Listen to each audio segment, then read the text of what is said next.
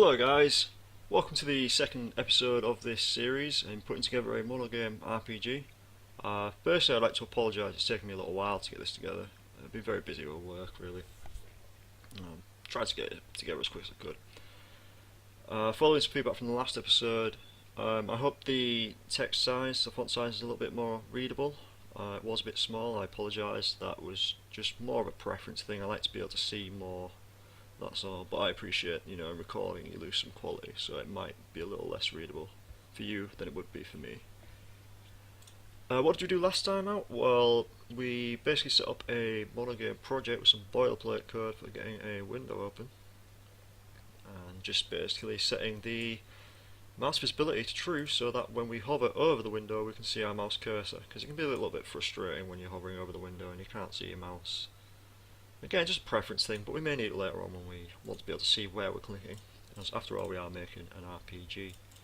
What are we doing today? Well, what we're going to be doing is we're just going to be creating a simple map and some tiles, and maybe stick a camera in there so we can navigate around a little bit. There's going to be no textures as such or anything like that, just something that we can visualise, like a grid, and somewhere we can scroll around it and have that grid entirely customisable in size of how many tiles and how big each tile is. It's just to give us a little starting point for making a map. In the next episode I'll look at maybe adding textures and things, and I'm hoping to get that together much sooner than I did for this one. So again, apologies. Okay, so we're going to be using a couple of different things today. We're also going to be using the MonoGame Extended Library. It's a brilliant little library, provides loads of extra little tools and utilities for making your MonoGame life that little bit easier.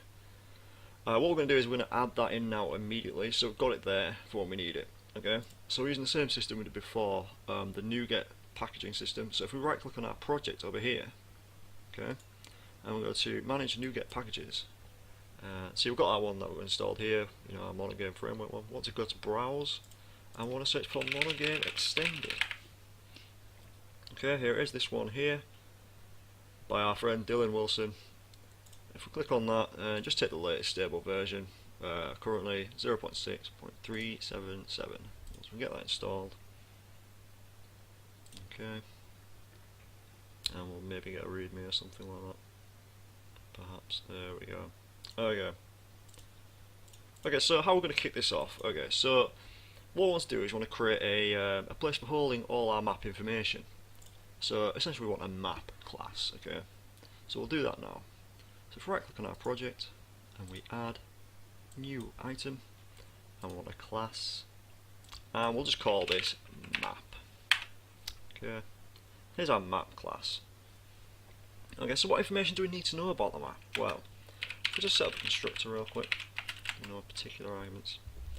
Okay, so what information do we need to know about the map? Well, we need to know about, first of all, how big is each tile? Okay, so if we just get the tile width, and let's go like p tile width, and then what else we need to know about? Well, we know how big each tile is now. What we need to know then is how many tiles there are. Okay, so if we just call this width and height, no problem. Now I want to store these in the actual map. It's alright passing them in, but we need to store them as well. If we just call tile width.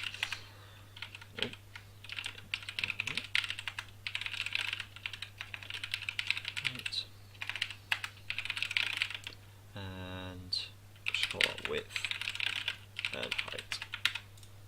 Okay, so what we're going to do is we're going to store these variables that we've passed in into our private variables here. So we'll just go tile width, repeat tile width, and repeat for the others.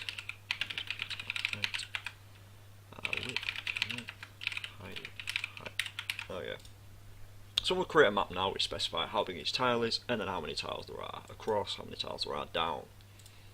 Okay, I mean this is really simple to use. Compared to our main game class here, we can easily create one of these. So if we create a map variable, we'll just call this my map new, and there you have it. You set the tile width, tile height. So we'll go 32, 32, and we'll just do 10 tiles by 10 tiles. Okay, we're not really doing anything with that information as yet, but we know we can do that, and it's relatively easy to enter this information. what we need to do now is to make our map actually do things. Okay. So what we need to do first of all is to get to draw stuff. Right. We want to be able to see things. Okay. So how are we going to do that? Well, we want all our drawing to happen in our map class. Then we're separating our concerns. We want all our information and functionality regarding the map to belong to the map. Right. So we want to create a draw function here, a method. What does the draw need to know? Well, there's this thing that we need to introduce now called a sprite batch. Okay. A sprite batch is responsible for drawing things. Okay. So it has a state. You start the sprite batch and set it up. Then you do all your drawing, and then once you finish, you end the sprite batch, and that kind of just bunches all your draw calls together and just shoots them off to the graphics card in one go because it's more efficient that way. Right. So what we'll do, we'll create a sprite batch. Jesus. There we go. And the earliest point, right, we have to create this, right? It's just a class like the map, so you have to construct it like this. Alright. We can't do this in here though, because the sprite batch constructor requires a graphics device. Now we have got that. There's a property on the game class for the graphics device right here. Right? That's no problem. Okay. It'll let us enter that information. All will be fine. It'll let us start the game, but bang, right? The graphics device must not be null when creating new resources. Okay, because the graphics device hasn't been created in the constructor. The graphics device gets created later on. You just set the information up here, create a new manager, and the graphics device gets created later on. So we can't construct our sprite batch in the constructor for the game. The earliest point we can do that, right, we override the initialize method for the game. Okay, let's get rid of that. And if we take this line here that we just popped in, get rid of the empty line, put that there, and then run it again, all will be well. Okay, we have a valid graphics device at that point. So we have our sprite batch. Okay, what's the next thing we need to do? Well, okay, we need to pass that sprite batch to the map because we're going to use the sprite batch for drawing the tiles. So we'll expect the sprite batch to be passed in to the draw method. Right, so that's one thing we need. And let's get things drawing down here, shall we? So we'll take my map dot draw, because we've added the draw method to the map class. Okay. Sprite batch. Oh, make sure you pass in the right thing. There we go. And if we just start again, you know, everything should be fine. Nothing's changed. Nothing's broken. We're not doing anything, but it, you know, it just validates that we can use it. Right. Okay. So what do we need next? Well, we need to be able to draw our tiles next. Okay. Now what we're going to draw, we've got no textures, we've not made any images or anything like that. What we're going to do is we're going to create one on the fly using MonoGame Extended. Right? Sprite batch is a lovely thing called, it might not be there by default actually. It's not, no. If I try that, there we go. Okay, so fill rectangle isn't there by default. Right? That's because it's not part of the sprite batch class standard. This is just something that was added in MonoGame Extended. So if we right click on this after typing it, it'll give us an option to add the using for the extended library, because it's an extension method. Alright. And this has some things like, you know, we can specify a float rectangle, which is also a feature of MonoGame Extended, and then a colour. You know, just fill a rectangle with a colour. Simple as that. Or you can make a rectangle starting from this location of this size and then fill it with that colour. You know, there's different ways you can do it. And then here's another variant here. Right. Okay, so what do we want to do? Well, the first thing we want to do, okay, what we want to do is we want to work out our width and our height. We want to start at 0 and work our way up to there, drawing each tile as we go. Right. So what we'll do is we'll set one. What am I doing? Set up a loop for the x coordinate. So start at 0, whilst we're at the width, continue on, and then likewise for the y. Okay. That's ugly. There we go. Right. So now what we're doing? Well, we need a position to draw at. Okay. This is like, if we go on the basis that this is each tile. So it's tile 0, 0, then we'll go to 0, 1, 0, 2, 0, 3, 0, 4 until it reaches the end. Then it'll go 1, 0, 1, 1, 1, 2. Okay, so that's for each tile. But that's obviously not going to be respective of the position on the screen as such, because, well, that would only allow like 1 pixel per tile. Okay, so what we want to do is here we want to set a position. Right, we're using a vector 2, which is essentially just an x and y using floating point numbers. Okay, so tile position. You can just start at 0. There's a built-in one there called vector 2 0. Okay. So we're happy to draw our first tile at 0 because that's where we're going to be starting from. Right, so we have our sprite batch. Okay. What we want to do is we want to get a sprite batch, then we want to fill a rectangle. Now we could use that location, that's fine. Let's do that. So let's do tile position and then a size 2, not colour. And this just take a width and a height. Okay, this is always going to be the same thing. Tile width, tile height, and then we'll just make that. Let's just make that black. Okay. Right. Okay. So then what we want to do is after we've drawn a tile, we want to move the position of where we draw the next one. Otherwise, we're just going to end up with one square. Alright, one corner, with like every single tile just drawn on top of each other. You're not going to see anything different. I mean, let's give that a go. I might need to begin the sprite batch first. There we go. Draw was called, but begin has not yet been called. Begin must be called successfully before you can call draw. That's fine. Like I was saying before, you know, you have a state where you start it, do your drawing, end it, then it gets batched and sent off to the graphics card. Okay, so we'll take the sprite batch will begin. And there's loads of different things you can do as part of this begin. We won't worry about it just now, but that is essentially where you set up your sprite batch and its state, and then you do all your drawing and then end it. Right, so begin, end. Let's give that a go. There we go. Okay.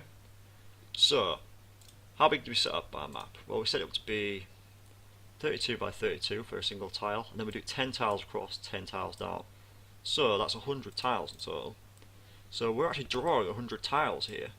You know, we're starting at 0, working to the width, starting at 0, working to the height, and then doing a draw for each one. But the only difference is we're just drawing them all on top of each other. We're not seeing a real size. We can't gauge anything.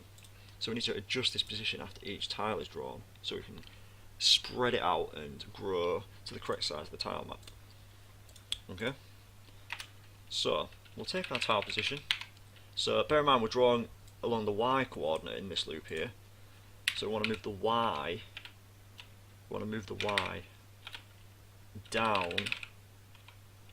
tile position by the tile height. So each tile we've drawn, we want to move it down to the next tile. We're moving it down, we want to move it down by a full tile so it draws the next one, right? So hence we add the tile height on there. So when it gets to the end of drawing, this is drawing a column of tiles, okay, straight down. When it reaches the end of one column, we want it to move to the right and then draw the next column. So we want to reset the y position at the end of that column back to 0. Right? And then, at the same time, move the x coordinate up, across, by the width of the tile. Yeah? So if we do that, what we'll end up with is essentially a big black block here. Right? We can't tell where each tile is, but you can kind of tell, you know, it's 10 by 10 if you were split that into 32 by 32 blocks, right? So it'd be nice if we could tell where the borders of each tile were. So we'll do that, and that's fine. So what we'll do is we'll set a couple of sizes up here. We'll have a size for the. So what we'll do is, right, the idea being, we'll draw one square, the full size of the tile. Now on top of that, we'll draw a smaller square, which is 1 pixel, or should I say 2 pixels smaller in total, right? So we'll move in by a pixel, draw 2 pixels less on the sides, right? And that'll give us an effect that we've got a big square and a smaller square in the centre, and you'll have almost like that, have like a border effect to it, right? So we'll do that. So we'll just do another fill rectangle here. Tile position, well, we don't want tile position, we want to move it in. U gets to 1 by 1. and then I want to reduce this width and the height by 2. And we'll have this a different colour. Or should we have this? Which one should we have different colour? We'll draw the bottom one as white. Okay, so we'll have a black box with a white border. That is the dream. We'll see what happens. Okay, let's give that a try. And there you go. Okay. There are much more efficient ways of doing this, and we could look at that at another time. But I'm not too bothered about efficient ways of doing things. We could just, the idea being, we should only really be drawing this once. We shouldn't be doing this for each and every tile. Draw it once and then draw it at the correct position, because that's just totally unnecessary. But I'm not going to get too involved with things like render targets and you guys yet. But maybe some other time. Maybe for the next one if we want to do some tidying up. Okay, so there we go. That's it. Simple as that. We have our grid, our tile map. Right. Now we can change the colours around, do whatever you want with it. You should be able to, in theory now, go back to your game here, change the tile sizes. You know, go 64 by 32. Let's give that a go. And it's just adapting to the size you're giving it. Okay. Likewise, we change how many tiles there are. What if we only want 2 tiles across, right? There you go. Okay. So let's go back to our original numbers. 32 by 32, 10 by 10. Right. Okay. So there's another feature that exists as part of MonoGame Extended. It's just the camera, really. You know, something we can use to move around. What we're going to do is we're going to make use of that here. So we're going to use a camera. I think it's camera 2D. Yep, there it is. Camera. Now the camera requires something that we don't yet have in here, right? And that's the graphics device. So we should be passing that in as part of the map creation, ideally. Or we're not creating it till there. But that's fine. That's absolutely fine. We'll get rid of that line there. Okay. And we'll do it as part of the initialize here when we have a valid graphics device. Much like the sprite batch, you couldn't create a sprite batch up there for the same reason. We want a valid graphics device. So map equals new map there. But we also want to pass in the graphics device as the first argument. Now I appreciate we haven't changed that in the map yet, but that's what we're going to do now. Device there. Obviously my naming conventions are all over the place here. I do apologise. Let's be sprite batch just for some kind of consistency. Let's use P as a parameter. There we go. Okay. So I want to store this graphics device as well. Okay.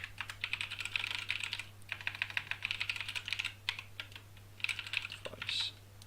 And then let's do device decimal. Wow. Okay. And then our camera. In fact, we don't even need to store the device. I'm talking crazy. I apologise. We just need to use it for the camera's creation here. P device. Okay. And that's that. We've created our camera. We're not using it yet. Like if we start things up, you know, all the same, nothing spectacular happening. So we want to use our camera. Well, let's reel it in a second and go back to where we were talking about beginning the sprite batch and talking about state and when we set it up. That's where the camera comes in handy. Okay. So when we begin the sprite batch, there is a optional parameter passed in. That's called a transformation matrix. Now there is a matrix on the camera which we use to pass into the sprite batch. Let's do camera dot view matrix, get view matrix. There it is. Okay. Now, let's not get into matrix math or anything like that. Don't worry about it. What it essentially does is it then offsets everything you're drawing by the camera's position. Okay. The camera doesn't move around. Everything moves around the camera. That is essentially how it works. Now, if we run that now, okay, you're not really going to notice a great deal of difference. It's pretty much the same, you know. The only difference is now we can move the camera's position, and everything we're drawing after this begin, well, between this begin and that end, will be offset by the camera. Right? So, how are we going to do this? Right, well, the next step. We need to override the update method for our game. Now, the general practice is that you do all your logic and handling of controls, etc. in your update. Do it separate to your game. It's possible it may call one more than the other. I can't particularly remember which way around it is. But that's the whole point of this game time here, you see. Whenever you're moving things around, move them based on the amount of time that's passed, rather than how many frames it's running through. So don't just increment by 1, increment it by 1 and multiplied by the number of time, or the number of milliseconds that have passed, or something like that. Can't remember the exact math behind it. Right. So, how are we going to move our camera? Well, we need access to our camera. We don't really want to update the camera position based on keyboard from the map, because that's a bit silly. The map shouldn't care what you're pressing. So let's expose our camera to the outside world. Let's make a property of a getter, and then return our camera. Just like that. Okay. In our update method for our game, what we want to do is we want to get the keyboard. Don't get the state. Might have started using here if you're missing the keyboard there. There we go. Input. State. Is key down? Key right. So that's your right arrow. Right. So if you're pressing the right arrow, you get the map, camera, and move it. Now you give it a vector here. Move it across by 1. Don't move its Y positioning at all. Right. Let's try that. Hold the right arrow, and there you go, you see it moving. Okay. So, repeat the process for the other arrows, basically. So if we do here, we'll store the state instead of getting it over and over again. Keyboard state. Right. And then we want keyboard state. Let's keep down. Well, we'll start a vector here as well, so move velocity, essentially what it is. Start off at 0, and we'll move things around here. So move it to 2. Then at the bottom, we'll just get the camera, move velocity. Right, so now we can just do our manipulating here based on the keys that have been pressed. Alright. So if it's left, we'll move -1. If it's up, -1 on the Y. If it's down, we'll do +1 on the Y. Okay? So what we're doing here is we're getting the current keyboard state just once, so we don't have to do it each time. We're getting a move velocity, right, which will be 0 by default. So if we're not pressing any of these buttons and updated this in any way, it'll move, but by nothing. Right. You could have a check in there, check if it's 0. If it is, do nothing. So here it is. Right. Let's press a few arrows and see where it takes us. There we go. Okay, there's a problem here. The problem being it's a bit clunky. You can't hold, say, up and left. Right. You can only move one direction. You can't kind of go diagonal. That's because, depending on the key you're pressing, you're creating a new vector. You're not kind of combining them. Okay. So what you want to do is you want to kind of like add them together. Plus, plus, plus, plus. Okay. So in doing that, you can then move diagonally. Not a problem. It's slow, just adding 1 to each direction depending on which way you're pressing. And again, this should potentially be by the number of milliseconds that have passed. So you kind of do something like 1, or rather, down here, what you could do, multiply it by the game time dot elapsed game time dot milliseconds, or something like that. I can't remember the exact formula. I'll have a look into it for next time. I think that's it for us, though. I believe it's milliseconds, just something like that. But again, I'm not too concerned about it unless you're planning on running it on varying state of machines, fast ones, slow ones. It's not really going to have a big impact on us at this stage or anything. It's nothing really too much to worry about. If you guys, do want me to cover that, that's fine. If you are experiencing some issues, that's also fine. Just let me know. Not a problem. Okay, so what have we done? Well, we've set up a time map. It's not got any textures drawn on it or anything, just a couple of rectangles drawn one on top of the other to give us this effect. Next we'll look at maybe setting up some textures. and then after that potentially moving around, set up a little character, some animations, moving around it. Then start looking at some more interesting things after that, maybe some, like some NPCs maybe move around at some point or something like that. Again, I'm not too sure where I want to head with it. I'll think about it, think where we're at and what would be the next logical step. Okay, so I think that about covers it today, guys. I'm quite happy with where that is. Like I say, what I'll do next time is we'll look at textures. If you guys have any suggestions for any texture packs, it'd be great to involve your ideas. And until next time, guys, cheerio.